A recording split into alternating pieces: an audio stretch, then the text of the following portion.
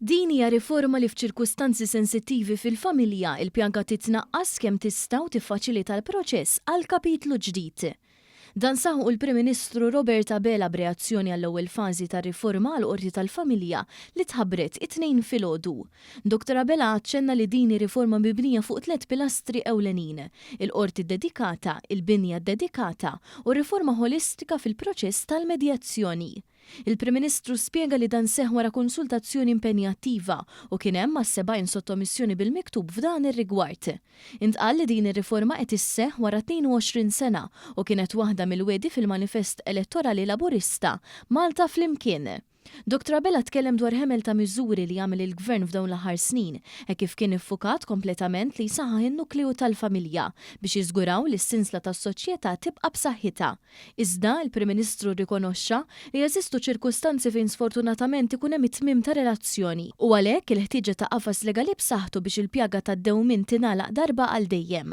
Dan b'impenn qawwi lejn il-medjazzjoni u r-rikonċiljazzjoni. Meta inti tibda l-proċedura ta' medjazzjoni, min jibdiha hemmhekk irid jiżvela l-assi li jiffurmaw il-komunjoni tal-akwisti, l-assi li huma parafernali, il-manteniment li jkun wieħed qiegħed jippretendi, il-qasma tal-komunjoni tal-akwisti jew assi oħra li jkunu komuni, insomma dak kollu li jkun jifforma parti mir-relazzjoni. Kun qiegħed ukoll iressaq il-quddiem kif qed jipproponi illi l-kura u kustodja u l-aċċess għandhom jiġu regolati, l-istess in-naħa l-oħra li se tkun qiegħda qed twieġeb.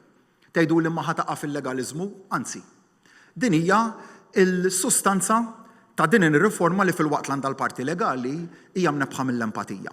Għaliex huwa proprju dan il-proċess ta' trasparenza sħiħa u l-cards on the table illi nemmen bisħiħ li se jkun qed jiffaċilita ħafna biex il-kopja tkun tista' tasal fi ftehim li ma jkunx jeħtieġ illi tmur il-qorti.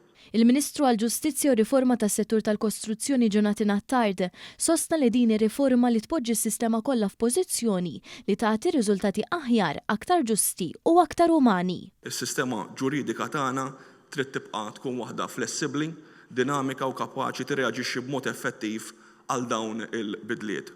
U dan jinvolvu l nħadnu kultura ta' riforma kontinwa, reviżjoni, titjib u modernizzar, abbażat fuq ir-riċerka, abbażat fuq l-evidenza u l-konsultazzjoni mal-professjonisti u mal-komunità. U f'dan il-kuntast se nwaqfu dak li huwa Advisory Committee għall-Ġustizzja tal-Familja fih dan l-Aġenzija s-Servizzi tal-Qrati bil-ħsieb li jipprovdi gwida, evidenza teknika u rakkomandazzjonijiet biex il-qasam tal-ġustizzja tal-familja jissaħħaħ b'mod konsistenti.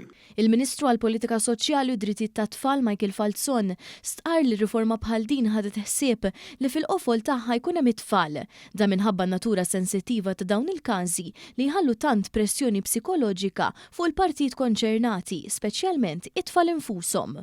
Tfal iridu jibqgħu fil-qofol ta' ħsieb, iridu jibqgħu fejn iridu mmorru. It-tfal li mhumiex biss il-ġenerazzjoni ta' għada, imma huma wkoll il-ġenerazzjoni tal-lum.